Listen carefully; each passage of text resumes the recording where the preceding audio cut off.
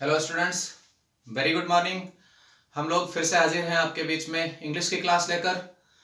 अब एक निवेदन आपसे कि इस चैनल को जल्दी से जल्दी सब्सक्राइब कर दीजिए, फिर हम आगे की बात करते हैं। हमारी इंग्लिश की क्लास का आपको पता है, हमारा डेली शेड्यूल होता है कि हम 10 नई स्पेलिंग से शुरू करते हैं। चलिए आज की 10 स्पेलिंग सीखते हैं, उसके बाद में हम आगे की क्लास की बात करेंगे।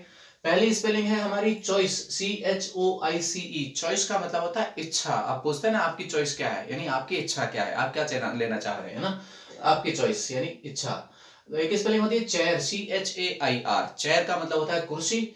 और CHEST, चेस्ट का मतलब होता है छाती या सीना, जो आगे का फ्रंट पार्ट होता है, अधर पार्ट बोलते हैं अपन उसको, वो। और CHIN, चिन का मतलब होता है ठुडी, ये चीज यहाँ से है ना, ये बॉडी पार्ट में भी आएगा अपने।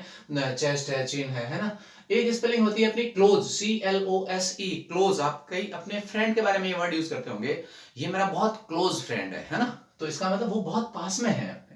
और इसी स्पेलिंग का एक और अर्थ निकलता है, CLOSE, क्लोज का मतलब होता है बंद, है ना। ये सिस्टम कैसा है कि क्लोज है। और इस क्लोज का ऑपोजिट क्या हो गया, बंद का उल्टा क्या होता है, खुला। तो खुले को अपन बोलेंगे ओपन, OPEN, ओपन।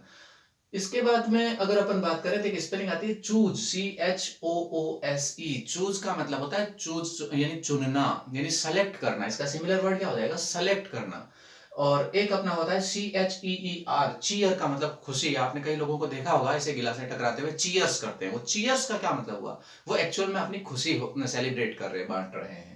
और एक अपनी स्पेलिंग होती है CARE, केयर। केयर का मतलब होता है देखभाल करना। एक फ्रेजल वर्ब और होती है इसके साथ में मिलती जुलती, लुक आफ्टर। लुक आफ्टर का मतलब भी होता है देखभाल करना। ठीक है, चलिए अपन आज की हमारी टेंस की क्लास के बारे में बात करें। हमारा टेंस चल रहा है प्रेजेंट परफेक्ट कंटिन्यूअस, और उसका सेकंड सेंटेंस नेगेटिव सेंटेंस के बारे में अपन इस क्लास के अंदर बात करेंगे। ठीक है, वापस एक बार इंट्रोडक्शन में देख लीजिए। इस टेंस के लिए हिंदी में पहचान रहा है, रही है, रहे हैं, और उसके साथ में समय आएगा, टाइम पीरियड दिया हुआ होगा। और साथ ही इसकी जो हेल्पिंग वर्ब है हैज बीन और हैव बीन। हैज बीन एक वचन के साथ लगेगा और हैव बीन आई यू और सभी बहुवचन के साथ में लगेगा। नेगेटिव सेंटेंस का फॉर्मूला क्या बनेगा, सिंपल सेंटेंस में हमने पिछली बार हेल्पिंग वर्ब यहाँ यूज लिया था।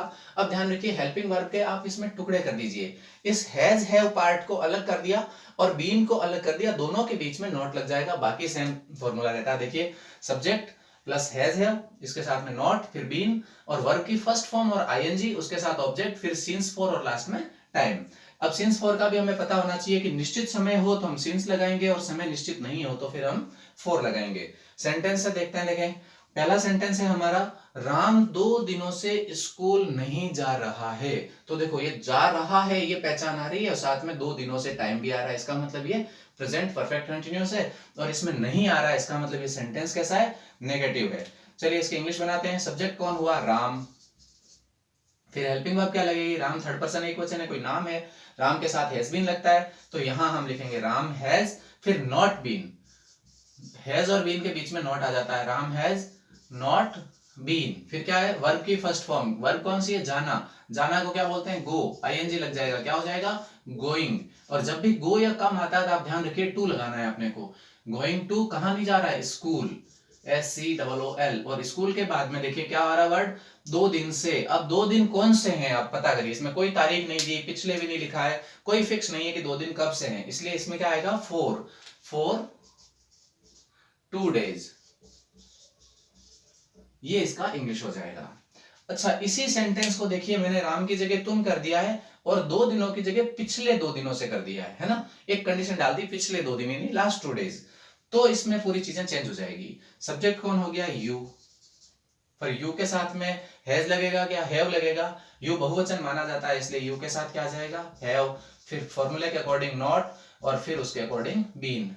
ये हो गया यू हैव नॉट बीन, यहां तक हो गया। फिर जाना वर्ब इसी में भी अपन ने यूज ली, तो गोइंग टू, स्कूल ही जा रहा है, स्कूल। और फिर देखिए कब से, 2 दिनों से नहीं जा रहा है, तो पिछले 2 दिन यानी लास्ट 2 days। अब यहां पर अपने को सिंस और फॉर में प्रयोग करना है, तो अपन अभी बात कर रहे हैं या आज बात कर रहे हैं, तो लास्ट 2 दिन कौन हो गए, कल और परसों। इसलिए यहां पर डे फिक्स हो गया, तो हम इसमें लिखेंगे सिंस लास्ट 2 days। ये यहाँ पर इसकी इंग्लिश हो जाती है। बहुत सिंपल सी इंग्लिश है, इसलिए आप आसानी से पढ़ते रहिए। ऐसे सेंटेंस आप भी अपने पास में बनाने की प्रैक्टिस करिए। जब भी आप क्लास लेते हो तो नोटबुक और पेन अपने साथ में रखा करो, ताकि जैसे जैसे आप पढ़ते हो क्लास में वैसे वैसे साथ में फॉर्मूले और सेंटेंस आप भी बनाने की कोशिश करिए। इस चैनल को ज़्यादा से ज़्यादा सब्सक्राइब करें, वीडियो को लाइक और शेयर करें।